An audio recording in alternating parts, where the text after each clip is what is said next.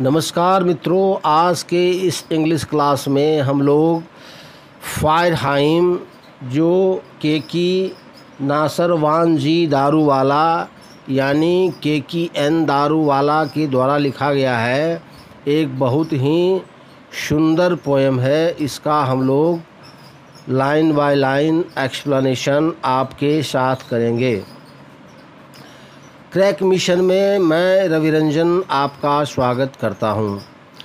मित्रों, मेरा आपसे एक रिक्वेस्ट है कि आप मेरे इस चैनल को सब्सक्राइब कीजिए। मेरे इस वीडियो को अगर पसंद आ रहा हो तो लाइक कीजिए। तो ये जो फायरहाइम KKN दारूवाला के द्वारा लिखी गई ये पोएम है, ये जो Bihar board 12 class English 100 marks के पोइट्री सेक्शन का ये पोएम है।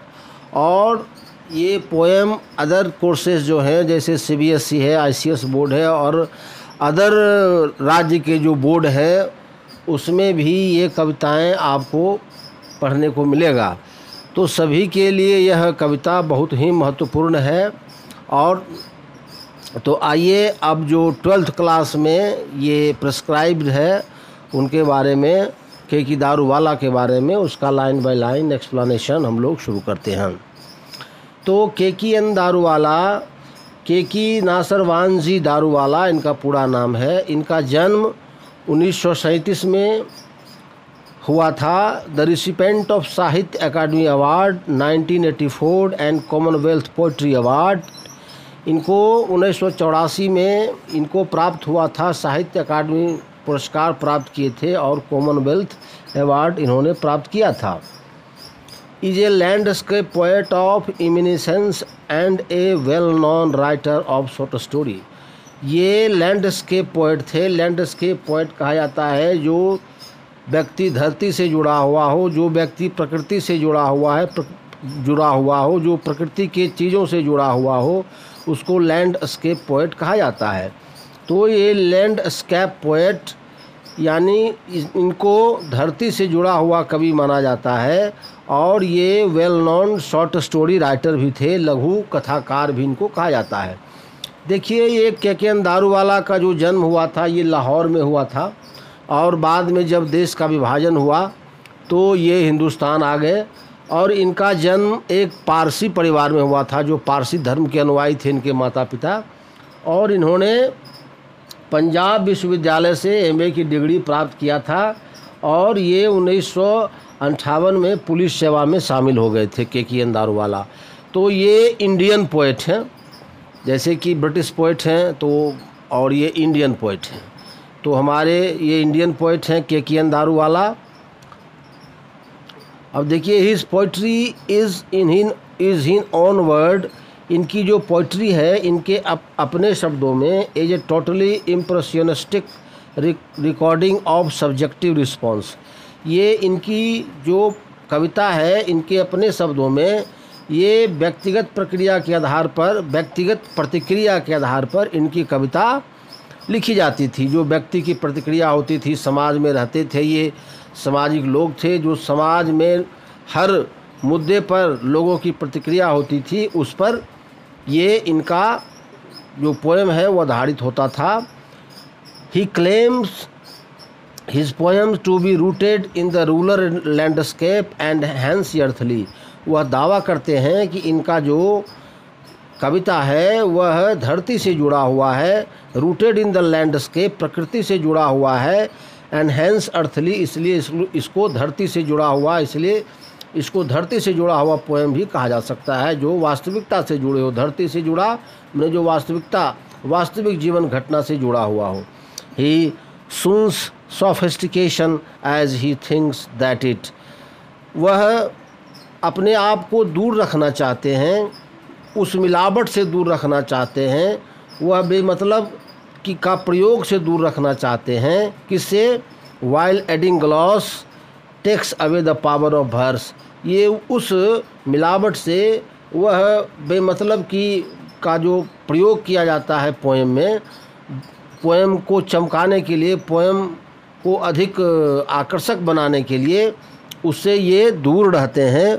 उनका कहना है कि अगर ऐसी चमकीला भड़कीला शब्द या का प्रयोग किया जाता है पोएम में, तो जो पोएम है वो अपना पावर खो देता है, उसकी जो शक्ति है वह क्षीण हो जाती है। The theme of his poetry are love, उनके पोइट्री का जो थीम है वह लव है, डेथ है, मृत्यु है, डोमिनेशन है, प्रभुत्व है, साइनिसिज्म कुटिलता है, प्लाइट ऑफ ह्यूमन सोसाइटी, मानव की जो दुर्दशा है वो इनके जीवन में जो पोइट्री इन्होंने लिखा अपने जीवन में, उसका थीम यही है। क्या है? Love, death, domination, cynicism, plight of human society and violence. मैंने इनके कहने का मतलब, इनके पोइट्री का जो थीम था वह प्यार था, मृत्यु था, प्रभुत्व था, कुटिलता था, मानवीय दुर्दशा थी और वायलेंस था। He writes with intensity and vigour involve in poetic creation. वह लिखते थे, वह जो उनका जो पोएम होता था वह बहुत ही क्या कहा जाए कि एकदम तीव्र गति से, पूरे ताकत से लिखते थे अपने कविता को। कहने का मतलब ये हुआ कि अपनी पूरी जितनी उनकी क्षमता थी पोएटिक क्रिएशन करने का, जब वो पोएट लिखते थे तो 100% उसमें लगा देते थे अपनी पूरी शक्ति को।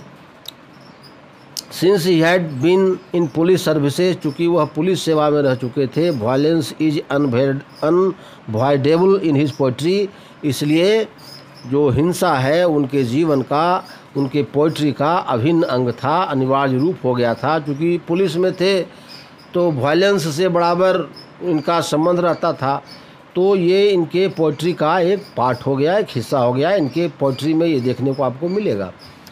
His important volumes of verse, इनके कविता का जो इम्पोर्टेंट वॉल्यूम है वो है द अंडर ओरियन 1970 में इन्होंने लिखा है, ए पार्सियंस इन अप्रैल 1971 में लिखा है, and the crossing of river ये 1976 में इन्होंने लिखा है। अब आइए जो पोएम है उसका लाइन बाय लाइन एक्सप्लेनेशन हम लोग करते हैं। मैं समझता हूँ कि के.एन. दारूवाला के बारे में जो मैंने आपको बता दिया इतना इनफ है, इससे ज़्यादा आपके ऑब्जेक्टिव में कुछ नहीं आने वाला है, इससे ऑब्जेक्टिव आपका कवर हो जाएगा। अब आइए लाइन बाय लाइन एक्सप्लेनेशन हम लोग शुरू करते हैं। The burning ghat erupted phosphorescence. देखिए पोएट जो है बर्निंग घाट का मतलब है कि जहाँ जब लोगों की मृत्यु हो जाती है तो वहाँ लोगों को जलाया जाता है, जिस घाट पर, जिस तालाब में या जिस नदी के किनारे, उसको बर्निंग घाट कहा जाता है। तो बर्निंग घाट पर क्या हो रहा है? फॉस्फेरियंस, जब लाश को जलाया जाता है तो उसका जो लकड़ी है या कोयला है जिससे लाश को जलाया जाता है, जब वह थोड़ा सा कम हो जाता है, जैसे जो आग धधकता है उसके बाद देखिएगा कि लाल आग जो है, जो कोयला है, लकड़ी है, सिर्फ उसमें लालिमा रहती है, धधक नहीं रहता है। तो पोएट यहाँ कहते हैं कि वही जो बर्निंग घाट से वह जो फॉस्फेरियंस था, मध्यम आग उसको कहा जाए, वह बाहर निकल रहा था, इरप्टेड ने बाहर निकल रहा था। And wandering ghost lies frightened passers by, और ऐसा प्रतीत हो रहा था कि जो वहाँ वांडरिंग गोस्ट की, वहाँ गोस्ट जो पिशाच हैं वे घूम रहे हैं, और जो ये लाइट है, जो आग की लाइट है, समझ लीजिए कि उनके जैसे पिशाच के आँख से, पिशाच के मुख से वह लाइट निकल रहा हो, और जो राहगीर हैं वह डर रहे थे। As moonlight skulled among the bone, और ये जो मूनलाइट है, ये जो जैसे एज मूनलाइट, जैसे जो मूनलाइट है स्कल्ड में तेज़ी से निकल जा रहा है एमोंग द बोन्स, जो हड्डियां वहाँ बच गई हैं, जो जल रही हैं, उसके बीच से ये चांद की रोशनी तेज़ी से निकल जाती हैं। Once strolling at dawn past river bank and ghat, once मैं एक बार, ये पोएट कहते हैं कि मैं आराम से घाट के किनारे टहल रहा था, घूम रहा था, उसी समय मैंने ये सब दृश्य को देखा। वी सॉ, मैंने देखा, embers losing their cruel redness, कि ये इम्ब्रेस वही जो लकड़ी या कोयले का जो टुकड़ा होता है जिससे लकड़ी से कोयला को लकड़ी से सब को जलाया जाता है तो वह टुकड़ा हो जाता है, तो उसमें जो लालिमा होती है, तो पोएट कहते हैं कि लूजिंग देयर क्रूएल रेडनेस, वह उसका जो निर्दयी लालपन है, आग की जो निर्दयता है वह अब कम हो रही है। और कम होके क्या हो रही है, टू द ग्रे एस, ये भूरे रंग के राख में ये बदल रही है। दैट सोलो ऑल, जिसने सबको निगल लिया हो। जब मनुष्य का शरीर को जलाया जाता है मरने के बाद, तो पोएट कहते हैं कि जो पोएट का रेडनेस, जो ये आग का रेडनेस है वह अब क्या हो रहा है, भूरा हो रहा है, और लगता है कि जैसे पूरे शरीर को वह निगल गया हो, समाप्त कर दिया गया हो, यानी कि पूरा शरीर को जला दिया हो। हाफ कुक्ड लिम्स, लेकिन क्या होता है कि पूरा शरीर को निगल गया, पूरा शरीर जल गया, लेकिन हाफ कुक्ड लिम्स, एक आधी उंगली जो है ये बची हुई है, इसको आग ने नहीं जलाया है।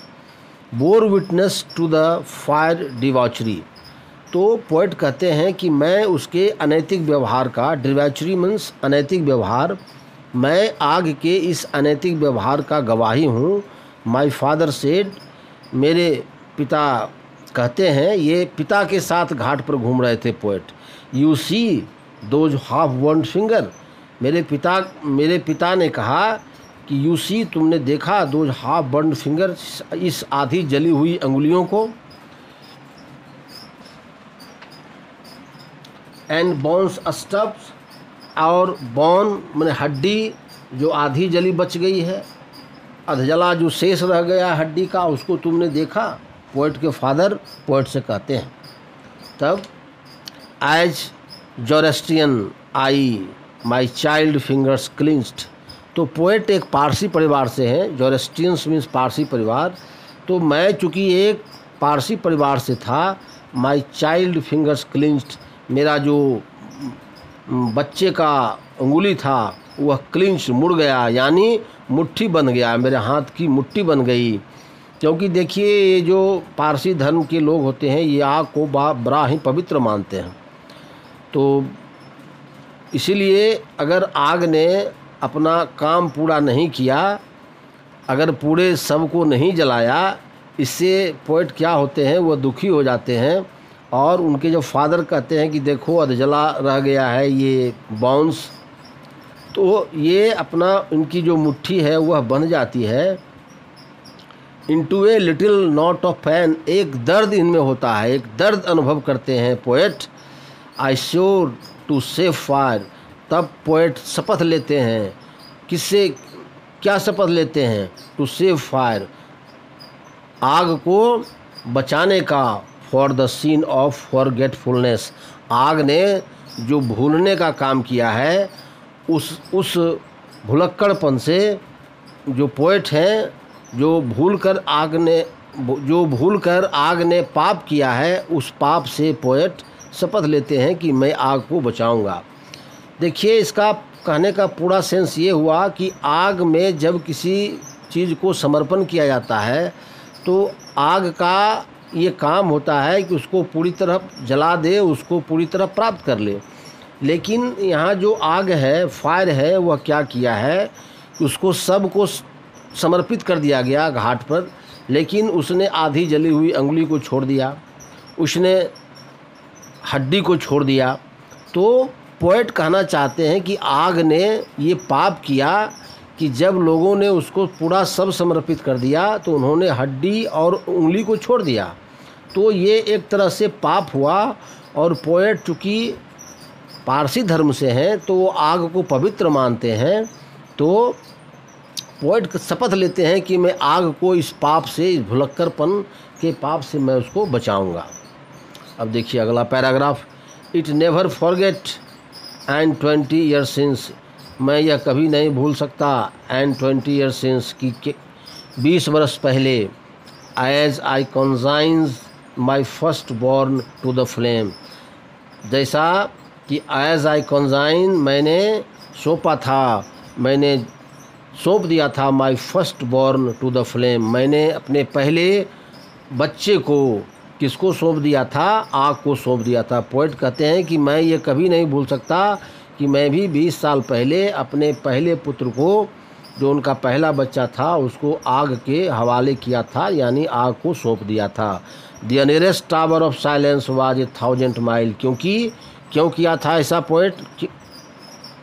क्योंकि जो नियरेस्ट टावर ऑफ साइलेंस था, हजारों माइल दूर था वहाँ से जहाँ पोएट रहते हैं। देखिए, पारसी धर्म में शवों को जलाया नहीं जाता है, शवों को दफना दिया जाता है। तो चूँकि पोएट जहाँ रहते थे वहाँ से उनका जो टावर ऑफ साइलेंस है, मैंने जहाँ उसको दफनाया जाता है पारसी लोगों को, उसको टावर ऑफ साइलेंस कहा जाता है। तो वहाँ से वो हजारों माइल दूर था, इसलिए पोएट ने क्या किया कि अपने पुत्र को भी आग के हवाले कर दिया, यानी जला दिया, जो कि उनके धर्म के विरुद्ध था। द फर्महाइम सेड टू मी, ये जो फर्महाइम है, ये जो आग है, उसने मुझसे कहा, यू स्टैंड फॉरगिवन, तुझे माफ़ किया जाता है। ब्रोकन, हालांकि तुमने तोड़ा है। ये ट्रिबिलियंस, एट रिविलियस, कानून का पालन तुमने नहीं किया है। आई श्योर दिस टाइम, जब आग ने उनको कहा, किनको कहा? पोएट ये इमेजिन करते हैं कि आग जो है, ये फायरहाइम जो है, मुझे कह रहा है कि तुमने नियम को भंग किया है, तुम अपने बच्चों के शव को जलाया है, तुमने कानून का पालन नहीं किया है अपने धर्म का, लेकिन तुझे माफ़ किया जाता है। लेकिन क्या हो कि तो मैं इस समय शपथ लेता हूँ, आई श्योर दिस टाइम, मैं इस समय शपथ लेता हूँ कि टू सेव इट, मैं इसको बचाऊंगा from the sin of forgiving. ये जो आग को माफ़ करने या भूल जाने की आदत है, मैं इससे आग को बचाऊंगा। पोएट यहाँ ये पारसी धर्म को मानते हैं, इसलिए आग पर किसी तरह का कोई आरोप लगे इसको ये बर्दाश्त नहीं करना चाहते हैं। क्योंकि ये पारसी धर्म के लोग हैं, ये आग की पूजा करते हैं, इसलिए पोएट कहते हैं कि मैं आग को इस पाप से भी बचाऊंगा। तो मैंने लाइन बाय लाइन इस पोएम का आपके साथ एक्सप्लेनेशन किया। अगर मेरा ये वीडियो आपको अच्छा लगे तो मेरे इस चैनल को सब्सक्राइब कीजिए, मेरे इस वीडियो को लाइक कीजिए, अपने दोस्तों के साथ शेयर कीजिए और कमेंट कीजिए कि आपको ये वीडियो कैसा लगा। Thanks for watching my video.